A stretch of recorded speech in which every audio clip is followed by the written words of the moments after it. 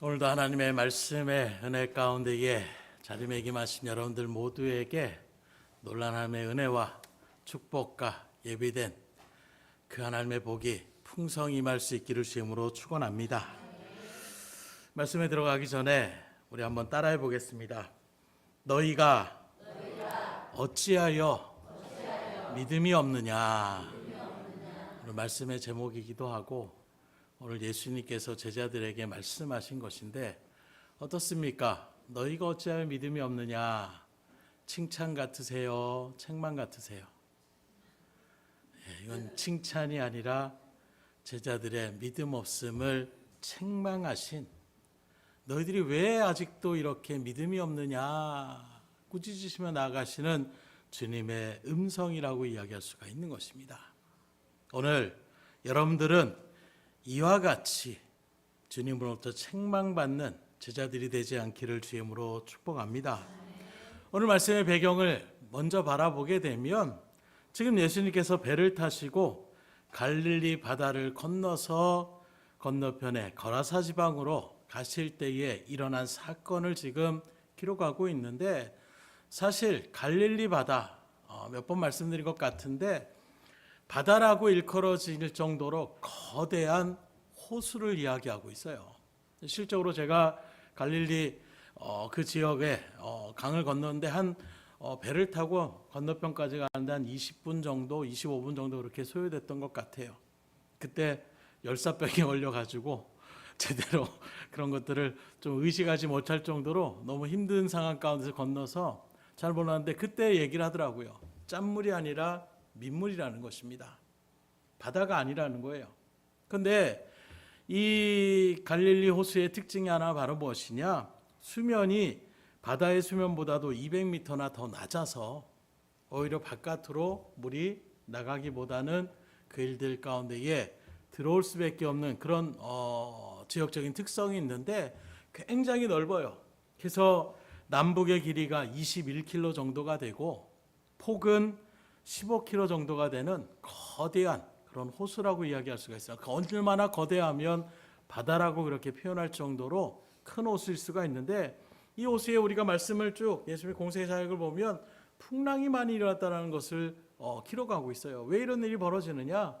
보통 어떤 소용돌이나 풍랑이나 이런 일들이 나타나는 것은 기온의 차, 기압의 차가 굉장히 큰 영향을 미친다라는 것을 여러분들도 아실 거예요. 이 해수면의 온도가 여름이면 40도가 윗돌 정도로 굉장히 뜨겁습니다. 그런데 서북 쪽에는 어떤 것이 있느냐? 힐본산이라고, 또 갈릴리 호수는 굉장히 낮은데 힐본산은 또 굉장히 높은 산이 있어요. 어느 정도는 높냐면 만년설이라고 해서 사계절이 지나도 그 더운 지역에서도 그 산봉우리 정상에는 눈이 녹지 않을 정도의 그 정도의 거대한 산이 또 있는 것입니다. 그 산에서 이제 그 차가운 냉기의 물들이 쭉 흘러서 갈릴리 바다, 갈릴리 호수 가운데 가게 되면 그 어떤 온도 차이에 있었던 일인지 때로 이런 광풍이 말 그대로 미친 바람처럼 그렇게 흔들어지는 이런 일들이 갈릴리 호수, 갈릴리 바다 가운데에 많이 일어나곤 했다라고 이야기하고 있는 것입니다. 그래서 오늘 본문 말씀에도 바라보게 되니까 예수님이 타셨던 배, 그 배도 풍랑이 지금 일어나는 일들 가운데에 그곳에 있었다라고 이야기하고 있어요. 그래서 늘 말씀드리지만 우리가 예수님을 믿는 신앙의 길을 걸어간다고 해서 이제 우리 가운데에 탄탄대로 어떤 어려움과 어떤 고난이 없다라고 우리가 생각하시면 안 된다라는 거예요.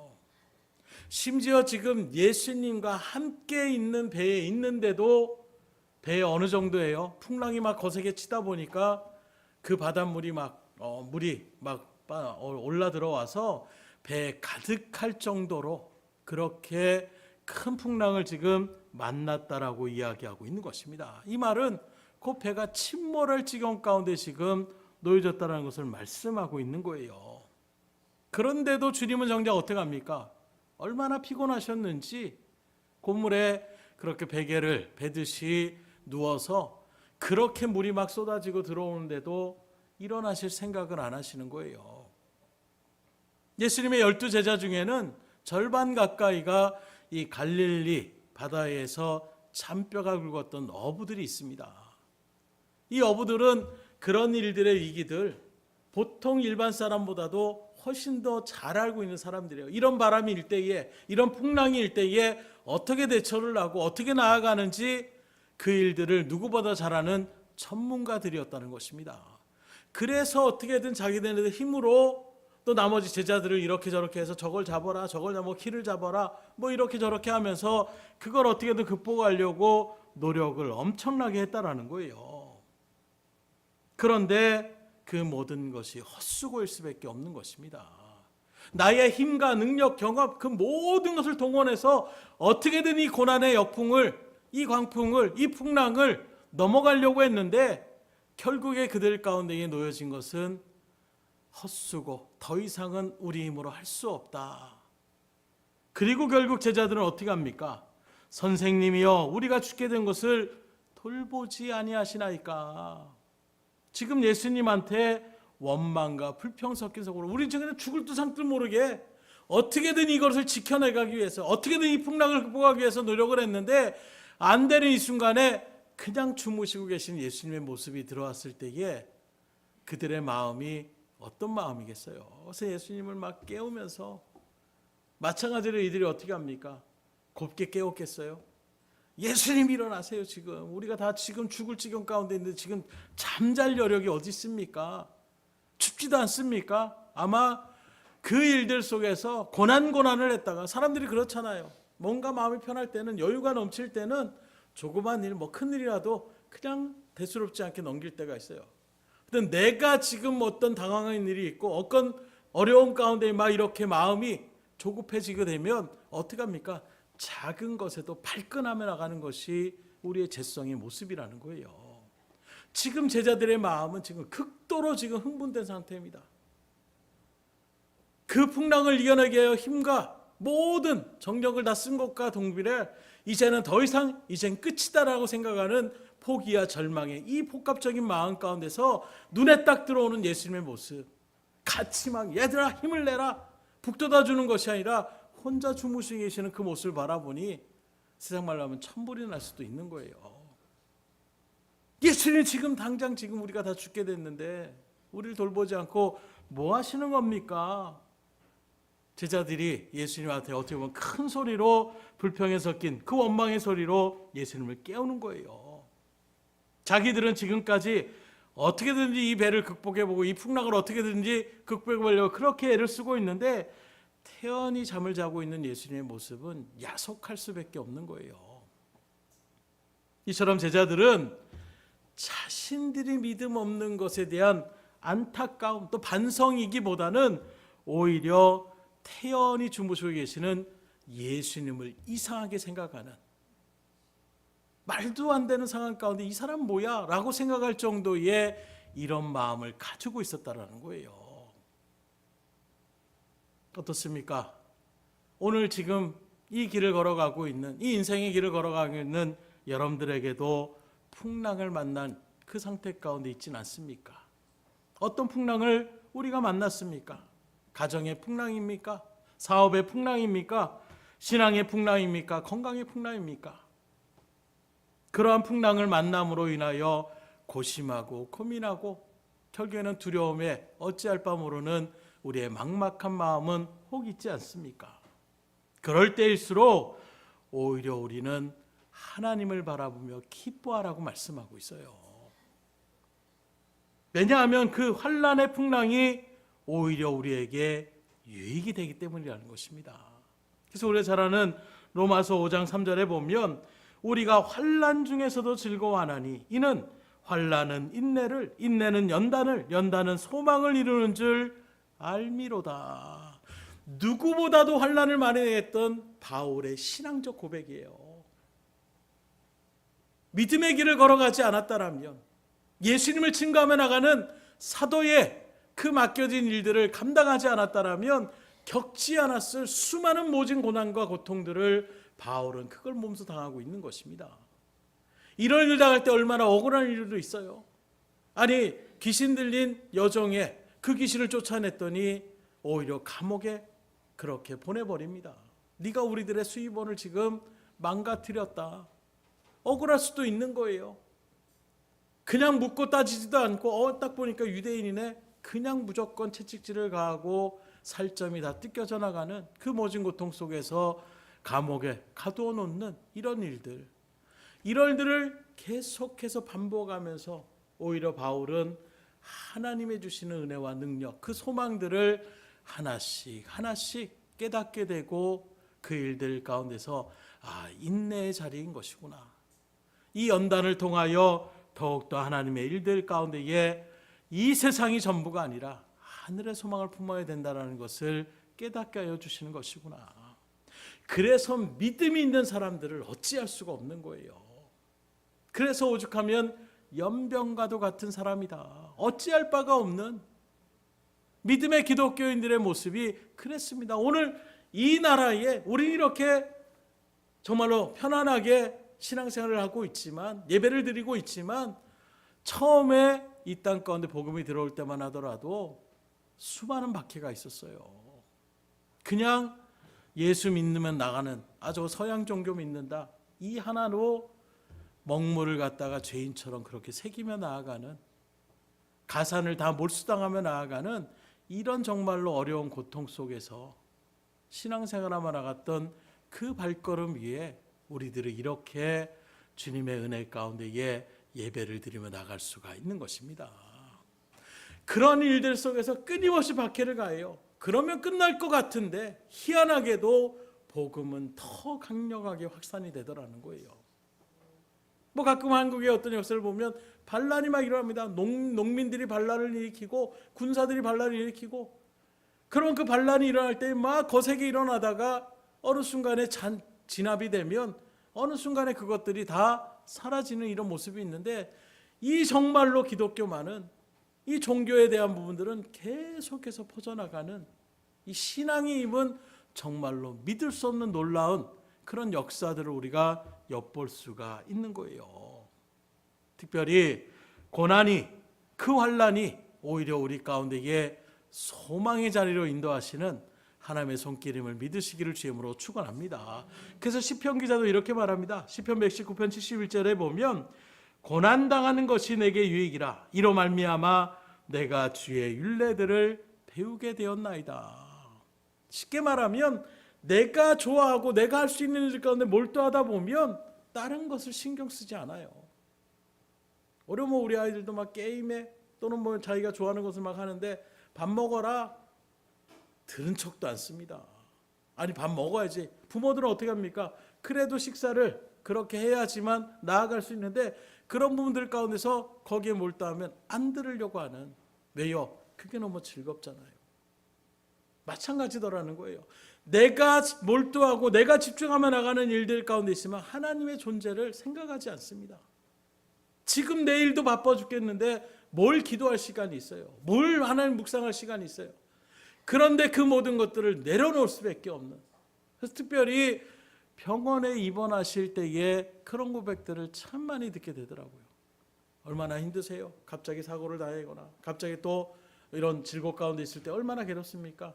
오히려 그때의 믿음의 고백은 이렇게 병원에 있으니까 그런 것들 다 내려놓게 되고, 그래서 더 하나님의 말씀, 그래서 성경책 갖다 놨어요. 성경책 매일 그렇게 읽고 기도하며 나아갑니다.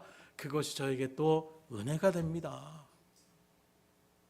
고난이 우리에게 유익이 되는 것은 그제야 하나님 앞에 우리가 집중하며 나아가는 우리의 제된 속성들이 있다라는 거예요.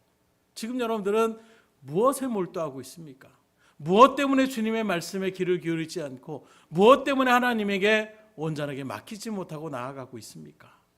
오늘 주의 말씀처럼 고난당하기 전에 하나님을 더욱더 바라보며 나아갈 수 있기를 주임으로 축원합니다. 저는 그런 것 같아요. 되게 믿음은 되게 우직하게 나아가는 것을 좋으는데 이런 일들은 고난을 꼭 당해요. 그래서 누가 말하잖아요. 똥인지 된장인지 어떻게 된다고요? 먹어봐야 되는 것이 아니라 먹기 전에 딱 알아봐야 될 것. 그거 만약에 된장이면 다행이지만 그것이면 어떻겠어요? 고난이 당하고 난 다음에 하나님의 존재를 우리가 알고 쫓아가는 이런 발걸음보다는 하나님을 먼저 우리가 믿음으로 바라보는 자리 가운데 서셔서 고난당하고 싶지 않으시잖아요. 물론 고난은 내가 당하고 싶지 않다고 해서 안 당할 수는 없는 거지만 고난에 대한 어떤 일들 속에서 우리가 잊지 말아야 될 것은 이 고난이 끝이 아니라 이 고난을 통하여 더 놀라운 하나님의 은혜의 소망의 자리로 나를 이끌어 가시는 주님의 은혜의 섭리의 손길을 믿음으로 바라보시고 다시금 일어설 수 있기를 주님으로 축원합니다. 그래서 어떻게 합니까? 주님을 깨워놨더니 제자들에게 어찌하여 믿음이 없느냐 말씀하시는 그 일들 가운데서 꾸짖으시고 그 전에 뭐라고 합니까?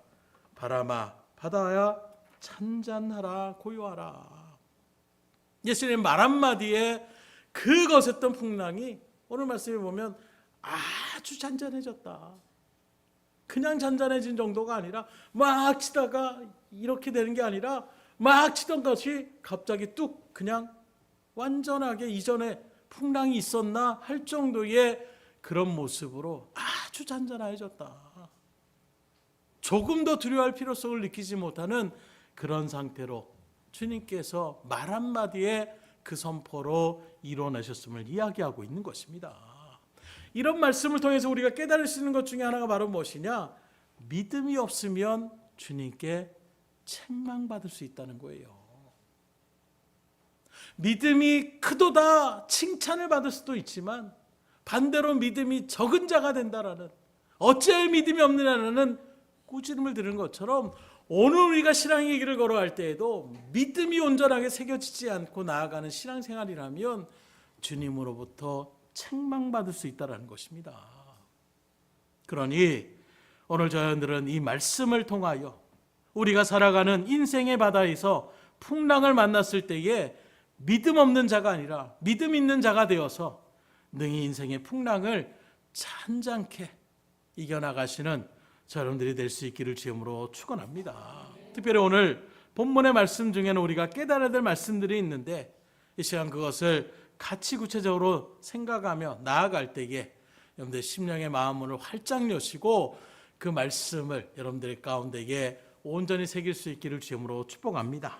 첫째는 우리가 살아가는 세상의 바다에는 항상 크고 작은 풍랑이 일어난다라는 사실을 우리가 분명히 아셔야 된다라는 거예요. 세상 사람들은 인생을 고해라고도 표현합니다. 뭐 노래의 어떤 제목이라고 얘기할 수 있는데 고해라는 그 뜻은 고통의 바다라는 거예요. 언제 어디서 어떤 모양으로 성경에 바라보면 유라굴로와 같은 광풍을 그렇게 만날 수 있을지 모른다라는 거예요.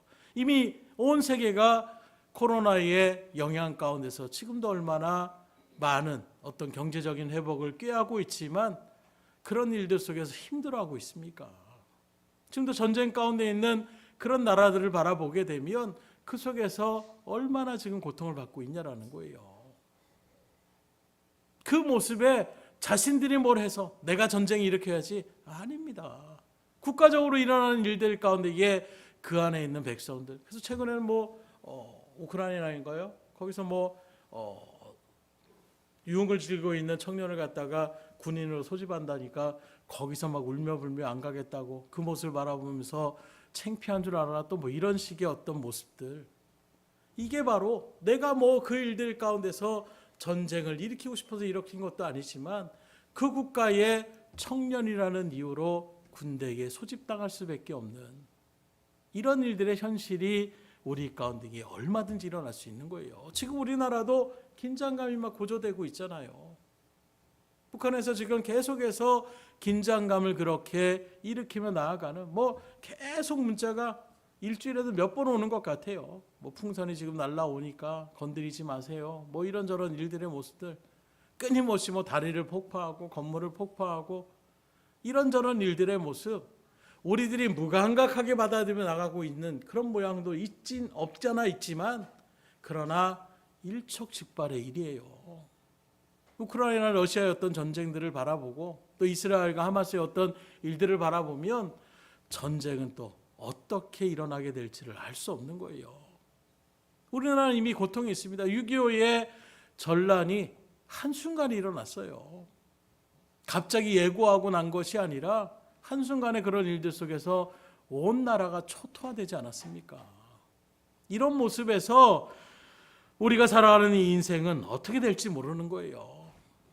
이건 큰 경우를, 전쟁 같은 큰 경우고, 우리의 소소한 경우는 사업에 실패를 해서 가정이 완전하게 파산되는, 빚더미에 올라가게 되는 이런 경우도 있을 수 있고, 천재지변으로 인해서 1년 내내 땀 흘려 지어놨던 그런 농산물을 한순간에 망치고 거두지 못하게 되는, 피눈물을 흘리는 이런 부분들도 있는 것입니다.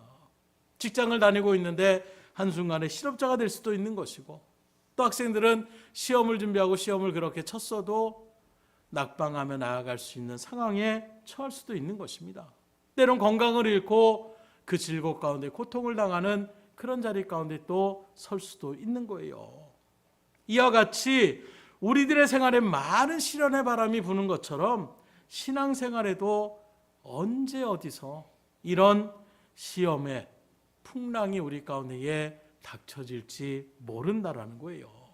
때로는 정말로 감당하기 어려운 그런 시험의 자리에 우리가 설 수도 있는 것입니다. 오늘 제자들처럼 우리가 지금 죽게 되었습니다. 우리를 돌보시지 않습니까? 이 정도의 완전 사면 초가의 그런 상황 가운데서 어떻게 할 수 없는, 모두가 막히고 어찌할꼬 탄식만이 나올 수밖에 없는 그런 일들 가운데 설 때도 있는 거예요. 욥기서를 바라보게 되면 욥은 어떤 사람이었습니까? 하나님이 바라볼 때에도 참 경건한 사람이야, 참 믿음 있는 사람이야, 하나님이 인정할 정도의 사람이었어요. 늘 경건한 마음으로 항상 하나님 앞에 그렇게 경건의 모양을 취하며 나갔던 욥. 그랬던 욥의 가정에 한순간에 풍랑이 옵니다. 아들, 딸 10남매가 일시에 집이 무너져서 잔치를 벌이다가 거기에 깔려서 몰살을 당해요. 수많은 낙타와 양떼나 이 모든 것들이 있을 때에 한순간에 그 모든 것들을 도둑맞고, 심지어 자기 몸에도 악창이 나서 괴로운 가운데에 놓여지게 되는 그 고통 속에서 사랑스럽고 자기와 함께 그 고통을 나눠야 될 아내는 뭐라고 합니까? 하나님을 저주하고 죽어라. 이런 정말로 남편에게 저주 아닌 저주를 내리고 남편을 떠나가게 되는 거예요. 심지어 그런 고통의 자리 가운데 한순간에 무너진 친구를 갖다가 문병 오겠다고, 위로하겠다고 왔던 친구들은 오히려 자신을 정죄합니다. 네가 뭔 죄를 지었으니까 이런 일이 생겼지. 네가 우리가 알지 못하는 어떤 큰 잘못을 저질렀으니까 이런 일들이 갑자기 생겼지. 이게 보통 일이냐? 뭐 한 가지 정도만 생겨도 어떻게 우연히 일어날 수 있자면 가족들이 한순간에 자녀들이 다 일시에 죽어버리고 재산이 그냥 다 빼앗기고 너의 몸에 지금 병까지 생기며 나가는 건, 이건 신이 작정해서, 하나님이 작정해서 지금 너를 치신 거 아니냐. 뭔 잘못했는지 잘못을 회개해라. 자기를 오히려 위로했던 친구들이 자기를 정죄하는 거예요. 비판하는 거예요. 오히려 의심의 눈초리로 평생 뭐 경건한 척하더니 뭔가 알게 모르는 죄를 졌구만, 이런 시선 앞에서 욥의 마음은 더 갈갈이 찢겨질 수밖에 없는 것입니다. 그러나 그와 같은 중에서 욥은 믿음의 신앙을 지켜나갔어요. 욥기서 13장 10절에 보면, 그러나 내가 가는 길을 그가 아시나니 그가 나를 단련하신 후에는 내가 순금같이 되어 나오리라. 내가 가는 길을 하나님은 아신다라는 거예요. 친구도 몰라주고 아내도 몰라주고 누구도 몰라주는 이 일들, 이 답답한 마음, 나는 정말 하나님 앞에 최선을 다하며 나가려고 했던 그 신앙의 중심 가운데 있다라는 이 말을 하나님은 아신다. 그리고 이 일들 속에서 분명히 하나님께서 그 뜻하신 바대로 나를 더 단단하게 하시기 위해서, 더 하나님의 일들 가운데에 크게 주님께서 세워주시게 하여 나를 이렇게 연단시키신다라고 믿음의 고백을 하는 거예요. 그리고 이 고백을 그대로 하나님께서 어떻게 하십니까? 신앙의 잘 지켰던 그 믿음의 사람 욥을 갑절의 축복을 그렇게 허락하시고 회복하셨음을 성경 우리에게 분명하게 증거하고 있는 것입니다. 오늘 우리에게도 언제 어떤 풍랑이 닥칠지 몰라요. 어떤 고난과 어떤 어려움이 있을지 모릅니다. 그러기에 우리는 항상 깨어 기도하라고 말씀하고 있는 거예요. 기도로 준비된 자들, 말씀으로 무장된 사람들 흔들리지 않는 것입니다. 그러나 말씀과 기도로 무장되어지지 않으면 넘어질 수밖에 없는 거예요. 세월호 사건 속에서도 믿음의 가정 속에 있는 자녀들을 잃어버린 그런 가정들도 있는 것입니다.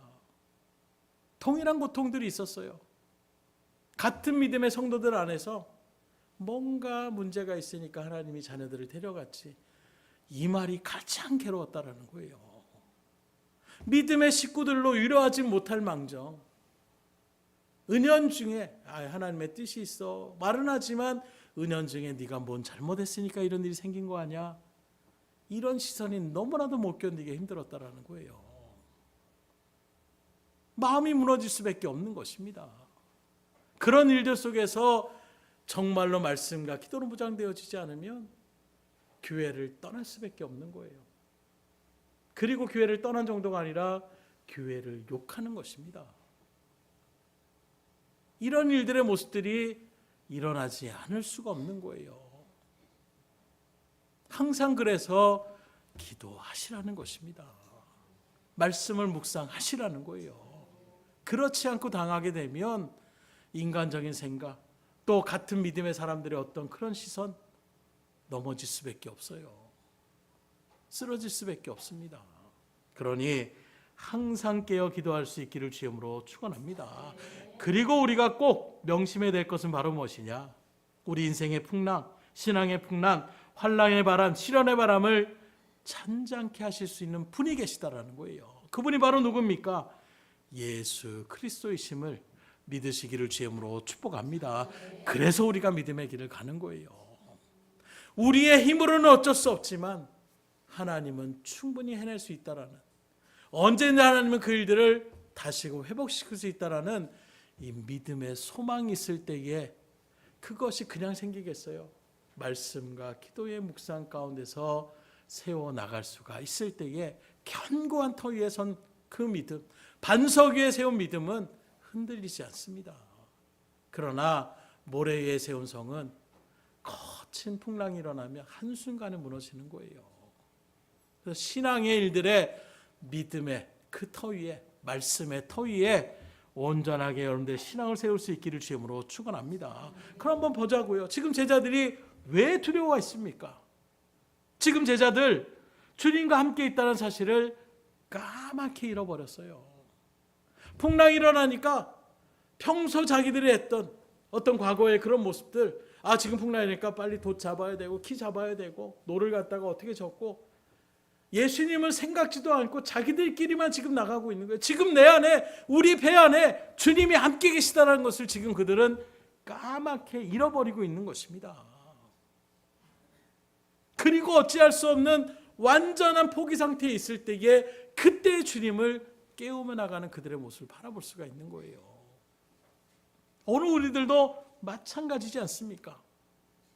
주님을 믿는다고 말로는 주여 주여, 이 말은 나의 주인이십니다. 이 말은 무엇입니까? 뭐든지 주님이 시키시면 그대로 따르겠다라는 의미가 바로 주여라는 의미예요. 주님이라는 의미입니다. 근데 말로는 주인이여 주여 이렇게 얘기하면서 정작 주님의 말씀을 들은 척도 하지 않는다라면, 정작 주님이 내 곁에 함께 계시다는 것을 우리가 까맣게 잊어버리고 당장 처해진 문제와 그 환경과 나타난 사건으로 인하여 우리가 털썩 주저앉고 있다라면 어떻게 되겠습니까? 지금 여러분 중에는 어떤 두려움이 있습니까? 어떤 고민과 어떤 걱정과 어떤 근심이 있습니까? 그 능력의 주님이 나와 함께 계시고 그 하나님이 나를 지켜주시고 인도하시며 돌보아 주심을 믿으시기를 주님으로 축원합니다. 그래서 주님은 그런 우리의 연락을 알아서 우리가 마태복음 28장 20절에 뭐라고 합니까? 내가 세상 끝날까지 너희와 항상 함께 하리라. 제자들에게 있어서 주님이 떠나신다라는 이것만큼 두려운 것이 어디 있겠어요. 그 어떤 풍랑이 와도 주님만 있으면 된다라는 일들이 그 삶의 일들 가운데 답쓰는 제자들에서 정작 주님이 떠난다는 것은 자기들의 보호 울타리가 떠나는 것 같은 그런 어떤 철망감이 있었을 것입니다. 그 마음을 알기에 주님은 분명하게 제자들이 말씀하는 거예요. 내 몸은 하늘나라로 올라가지만 너희와 항상 함께 있겠다라는 이 주님의 음성, 제자들을 위로하실 뿐만 아니라 오늘 믿음의 길을 걸어가는 여러분들, 나 혼자만 고민하는 것 같습니까? 누구도 내 마음을 알아주지 못하는 것 같습니까? 그 순간에서도 여러분들을 어루만지고 여러분들이 쓰러질까 봐 걱정스럽고 안타까운 시선으로 바라보고 계시는 주님이 함께 하심을 믿으시기를 주임으로 축원합니다. 제가 좋아하는 말씀 중에 하나가 이사야 41장 10절의 말씀인데, 특별히 위로가 필요하신 분들, 또 신방의 일들 가운데에 이 말씀을 참 많이 같이 묵상하며 나눴던 말씀이, 두려워하지 말라, 내가 너와 함께함이라. 놀라지 말라, 나는 내 하나님이 됨이라. 내가 너를 굳세게 하리라. 참으로 너를 도와주리라. 참으로 나의 의로운 손으로 너를 붙들리라.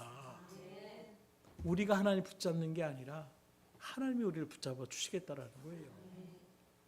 이 부분도 여러분들에게 쉽게 예를 들어서, 어린아이들이 걸어갈 때에 부모가 손을 잡고 있으면 아이는 결코 넘어지지 않아요.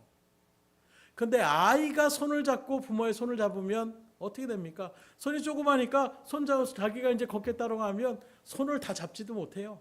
때로는 자기들이 하면 손가락 하나 놓으면 요걸 요렇게 고사리 같은 손을 잡습니다. 그러면 걸어가다가 어떻게 합니까? 갑자기 뭐 돌부리에 걸려 넘어지면 여지없이 쓰러질 수밖에 없는 거예요. 그런데 그렇게 아이가 손을 잡는 것이 아니라 아버지가 그 아이의 손을 딱 잡고 있어 보세요. 단단하게 잡고 있지 않아도 어느 순간에 뭔가 툭 아이가 힘이 빠지면 아이가 어떻게 됩니까? 대롱대롱 매달려 있는 거예요. 순간적으로 힘이 딱 들어가서 아이가 넘어지지 않도록 보호하며 나가는, 바로 하나님과 우리의 관계가 그렇다는 거예요. 우리가 하나님만 붙잡고 나가는, 그래서 내가 하나님 붙잡아서, 내가 하나님 앞에 기도해서, 내가 하나님 앞에 열심히 있어서 아니에요. 하나님이 우리를 붙잡아 주셨기 때문에 우리가 넘어질 수가 없는 거예요. 우리는 쓰러질 수가 없습니다. 그 하나님이 여러분들과 함께 있음을, 이 약속의 말씀을 붙잡고 그 어떤 걱정과 근심의 풍랑들을 떨쳐버릴 수 있기를 주님으로 축원합니다. 그래서 믿음의 자리는 소중한 거예요. 믿음이 있으면 가정이 파탄을 당하여도 재기할 수 있습니다. 왜요? 하나님을 향한 그 굳건한 믿음 가운데서 욥의 가정을 회복시킨 것처럼 하나님은 회복시켜 주시는 거예요. 믿음이 있으면 사업에 부도가 나도 다시 일어설 수 있어요. 직장을 잃고 실업자가 되어도 다시 직장을 구할 수 있는 것입니다. 건강을 잃고 질병으로 고통을 당하여도 다시 건강을 회복할 수 있는 자리 가운데에 설 수 있다라는 거예요. 그러나 역으로 얘기하면 믿음이 무너지면 파선할 수밖에 없어요. 재기의 자리에 설 수가 없습니다. 왜요? 주님을 떠나버리기 때문이에요. 그럼 믿음이 무엇입니까? 믿음은 맡기는 거예요. 한번 따라서 합시다. 믿음은 맡기는 것이다. 믿음은 내가 잡고 있는 것이 아니라, 내가 붙잡고 가는 것이 아니라, 내 열심으로 가는 것이 아니라, 믿음은 하나님께 탁 맡기는 거예요. 나는 두려워요. 나는 정말 이것 때문에 안 놓으면, 이거 지금 놓으면 나 죽을 것 같습니다. 그럼에도 주님 앞에 놓으라고 했을 때에 그 주님의 말씀을 의지하여 탁 맡기는 거예요. 그래서 여리고 성을 점령하며 나가는 그 요단강을 건널 때 어떻게 합니까?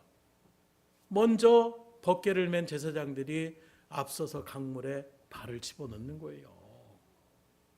그 강물이 지금 일들 속에서 뭐 잔잔하게 완만하게 나가는 것이 아닙니다. 범람하는 시기였어요. 쉽게 말하면 막 비가 막 많이 왔을 때에 그 비의 어떤 소용돌이 같은 그런 모습을 바라보실 수 있지 않습니까? 보통의 시냇물의 잔잔한 시냇물도 비가 많이 와가지고 막 길을 내면 그렇게 두려울 수밖에 없는 거예요. 바로 그 시기에 그 요단 강물에 들어가라는 것입니다. 빠져 죽을 수도 있잖아요. 하나님의 법궤를 그냥 떠내려 버릴 수도 있는 거잖아요. 이런저런 지금 이러다가 이거 빠뜨리면 어떻게 해요? 전 괜찮았습니다. 그런데 이 법궤는 빠지게 되면 어떻게 할 수 없는데요. 이런저런 일도 변명할 수 있어요. 그러나 그대로 나아가라고 했을 때에 발을 담그니 물이 갈라지는 역사가 일어나는 거예요. 그래서 믿음은 맡기는 것입니다. 주님이 하라고 하셨으니 그대로 하면 되지. 근데 우리는 주님이 말씀을 주시면 그건 이 시대에 맞지 않습니다. 그건 이 상황에 맞지 않습니다. 그렇게 하면 나는 망합니다. 이게 바로 불순종이에요. 이게 바로 불신앙인 것입니다. 믿음은 말씀 그대로를 내 마음에 새기고 그대로 행하며 나가는 거예요. 그래서 이 믿음의 일들의 모습은 쉽지 않습니다. 철저하게 맡기지 않으면 그런 행동이 나올 수가 없는 거예요.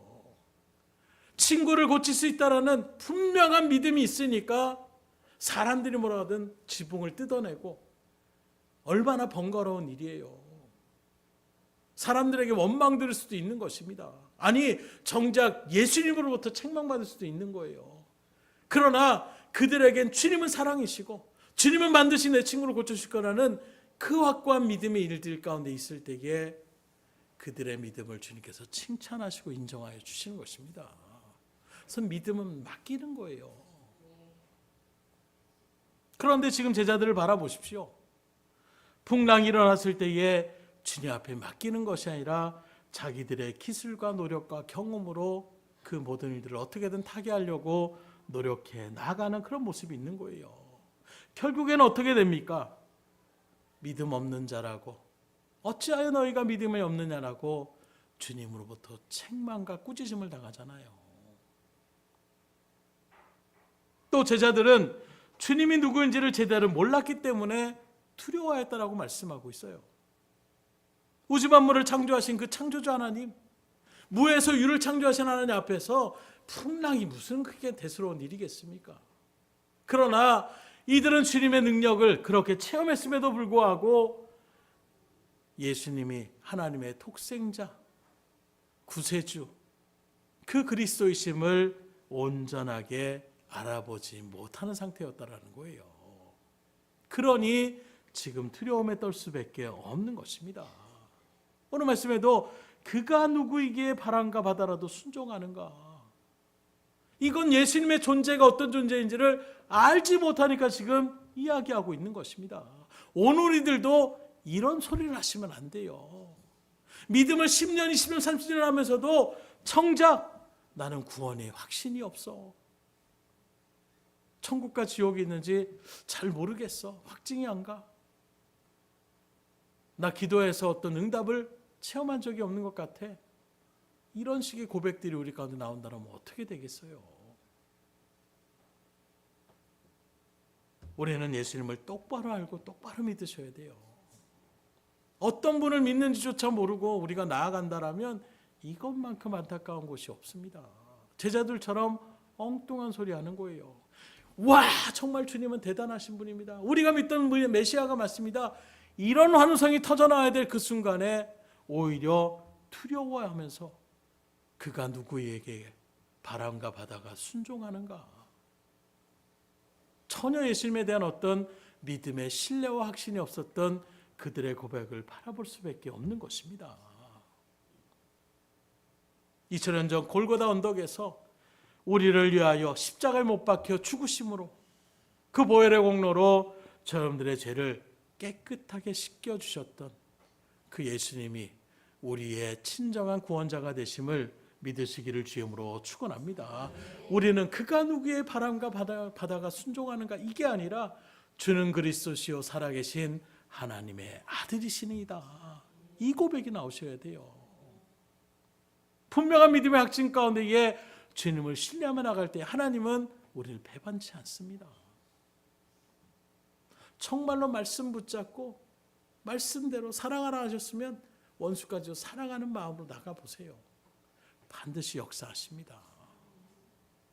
아유, 저 사람은 절대로 내가 용서하는지도 모를걸. 이런 마음으로 나가면 하나님 앞에서 은혜를 우리가 누릴 수 없어요. 나는 그냥 죽었습니다. 내 생각 내려놓습니다. 주님 앞에 맡깁니다. 주의 말씀이 그렇기에 내가 그 마음대로 나아가려고 합니다. 하나님, 그런 마음도 주님께서 허락하여 주시고 그렇게 나아가게 하십시오. 끊임없이 주님 앞에 기도하며 울부짖으며 정말 하나님 앞에 맡기며 나아가면 하나님 역사하세요. 그런데 우리는 맡기면서도 모르겠어요. 저는 그런 경우가 있더라고요. 맡기면서도 혹시 안 해주시면 어떡하지?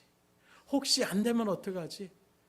온전하게 맡기지 못하면 맡긴다는 모양은 취하는데 말 그대로 온전하게 맡기지 못하니까 늘 불안할 수밖에 없는 거예요. 두려울 수밖에 없는 거예요. 그냥 딱 이 부분은 하나님께서 해주신 거예요. 나는 더 이상 생각 안 한다라고. 그리고 하나님 앞에 딱 맡길 때에 하나님 역사하시는 거예요. 그런데 그게 쉽다고요?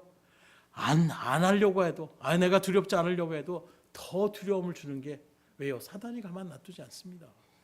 그러니 할 수 있는 행동이 무엇입니까? 주님의 제단에 나와서 기도하는 거예요. 하나님 믿음을 붙잡아 주세요. 이 두려움을 떠나가게 하여 주세요.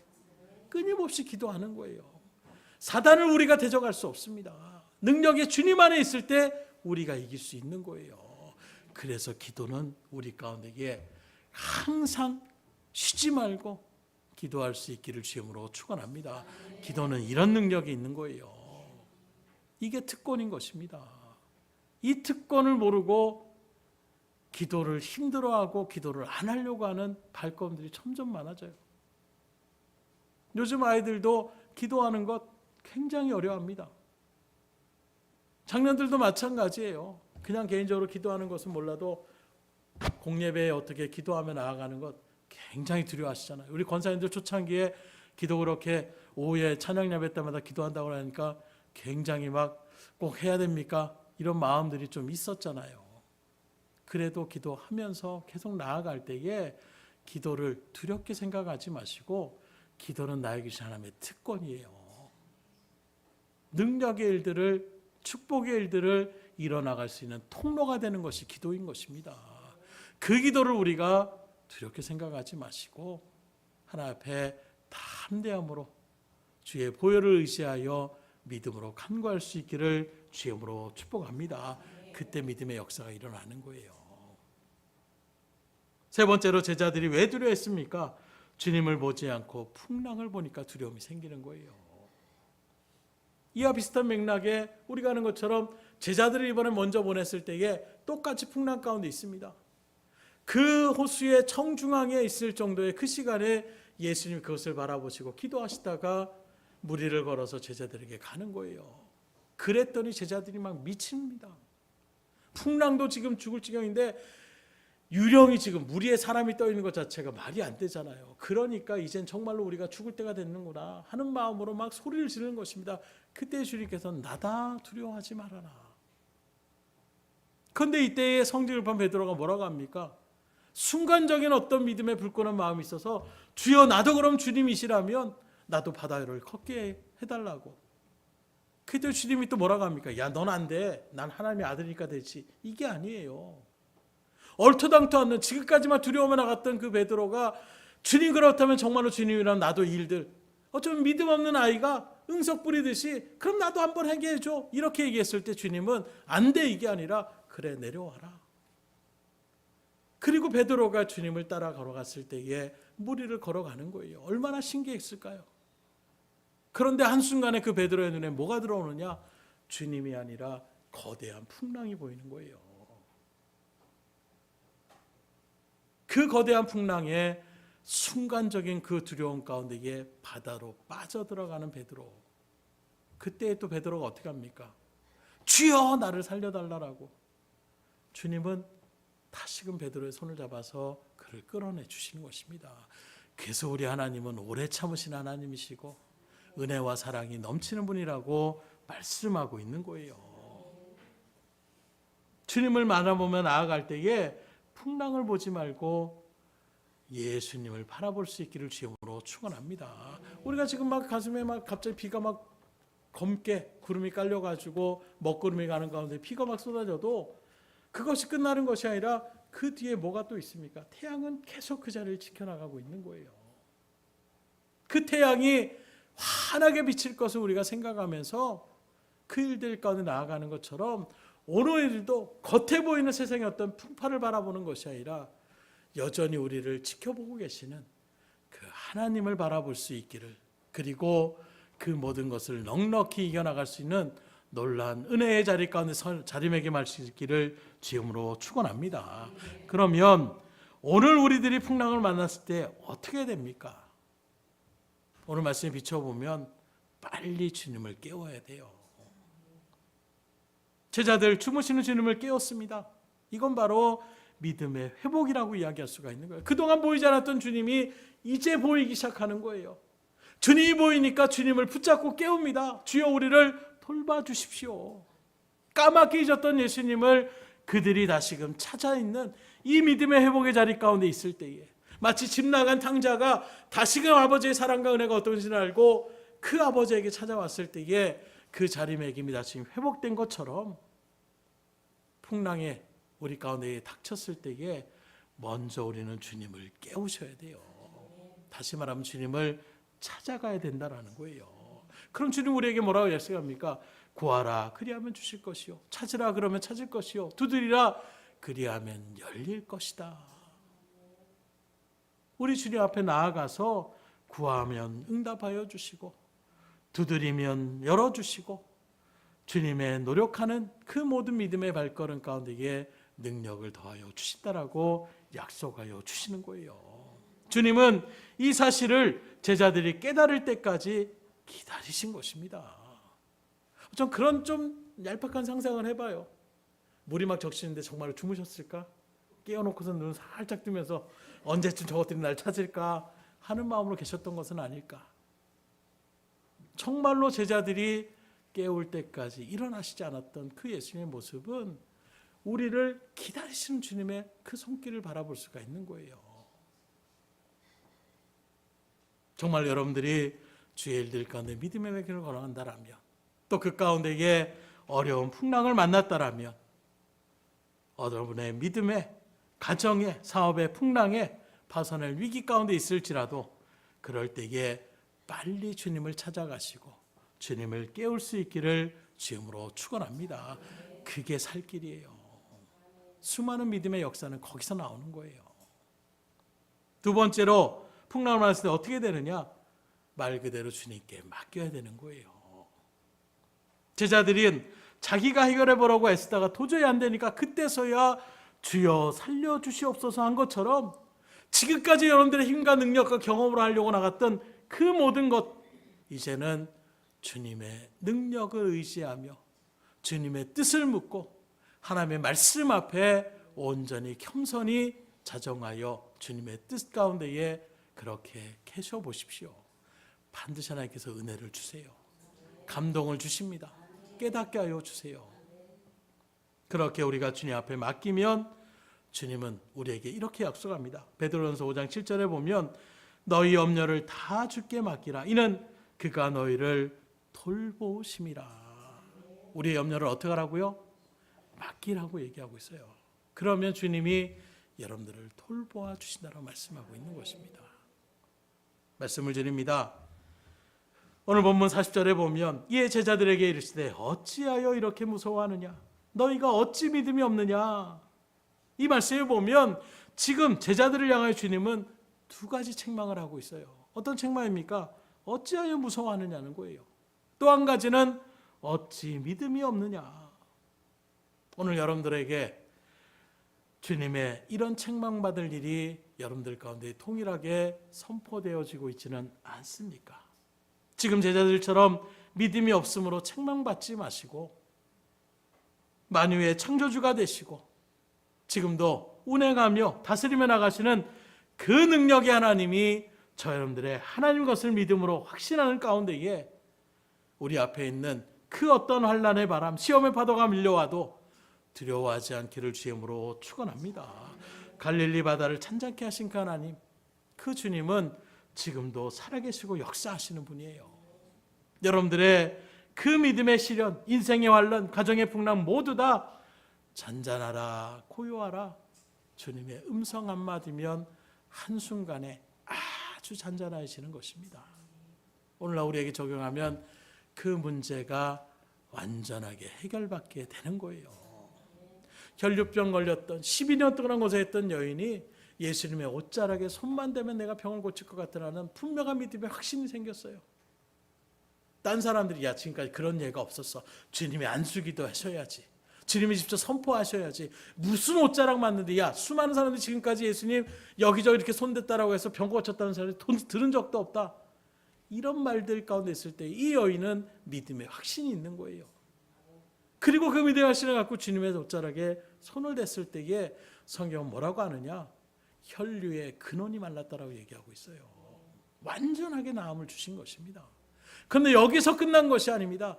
그 여인의 믿음까지도 주님께서 칭찬하심을 통하여 주님의 은혜를 받은 자라는 것을 충분히 자랑하며 증거하며 나갈 수 있는 그런 사람으로 세워주시는 것. 그래서 주님은 우리에게 겨우 주시는 분이 아니라 넘치도록 풍성하게 주시는 분이에요. 우린 요만큼만 있으면 될 것 같은데 주님은 넉넉함으로 채워주시는 것입니다. 때로는 정확하게 그렇게 필요한 부분들을 놓고 어떻게 할까 걱정하며 나갈 때에 주님 앞에 기도하며 나왔더니 모르는 손길을 통해서 갑자기 딱 그만큼의 그런 은혜를 주셨다. 아니, 정확하게 주시던데요. 딱 주시던데요. 그런데 그것만이 아니잖아요. 그걸 체험했던 그 마음은 얼마나 풍성해졌겠어요. 물질의 채워짐만이 끝이 아니라 우리의 마음에 풍요를 일으켜 주시는 거예요. 그리고 그걸 여기저기 선포하게 되잖아요. 가만히 있지 못해요. 모이면 어떤 일이 있었는지 알아? 얘기를 누가 시키지도 않았는데 얘기를 하고 싶어지는 거예요. 예수님의 역사를 증거하고 싶어지는 거예요. 오늘 저 여러분들의 삶이 놀라운 체험의 은혜 가운데에 두려움이 아니라 보여지는 그 세상의 환난 가운데 무너지지 마시고 지금도 나와 함께 하시고 지금도 나를 돌보시는 그 주님을 바라보며 믿음으로 맡기셔서 능력을 체험하심으로 하나님의 복음을 증거하며 나가는 저여러분들이 될 수 있기를 주의 이름으로 축복합니다. 기도하겠습니다. 하나님 감사합니다. 오늘도 주님의 복된 날 우리에게 참 소망의 말씀을 허락하여 주신 하나님, 정말로 제자들처럼 주님의 능력을 체험했음에도 불구하고 그가 누구이기에 바람과 바다가 순종하는가, 정작 주님과 동행하면서 선생님 정도로 생각하며 나갔던 그들의 모습들, 우리도 신앙생활을 하지만 정작 우리의 구원자 되시는 주님을 알아보지 못하고 십자가의 보혈의 공로가 무엇인지 제대로 알지 못하고 그저 교회만 나오는 발걸음으로 우리의 할도리를 다 한 것처럼 생각한다라면 다시금 그 마음을 주님께서 붙잡아 주셔서 이제 진정한 믿음의 확신의 자리 가운데 서게 하여 주시고 온전히 주님께 맡기는 믿음의 확신의 은혜를 통하여 놀라움의 역사를 체험케 하여 주시옵소서.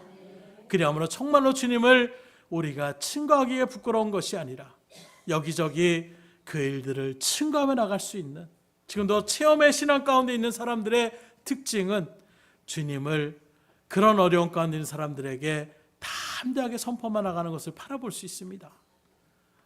우리가 억지로 예수 믿으세요가 아니라 내가 체험한 그 은혜를 누리며 나갈 때에 복음의 증거는 철로 이루어지는 것을 우리가 알면 오늘 이 말씀 앞에서 믿음의 백성들 어떤 환난과 근심과 풍랑이 있습니까? 오늘 이 말씀 붙잡고 주님을 깨우게 하여 주시옵소서. 주님께 온전히 맡기게 하여 주시옵소서. 그리함으로 주의 놀라운 능력을 체험케 하여 주셔서 하나님의 복음을, 하나님의 영광을 환히 드러내며 나갈 수 있는 믿음의 발걸음이 될 수 있도록 붙잡아 주시옵소서. 모든 것을 주님 앞에 의탁드리오며 사랑을 마신 예수 그리스도 받들어 기도드렸사옵나이다. 아멘.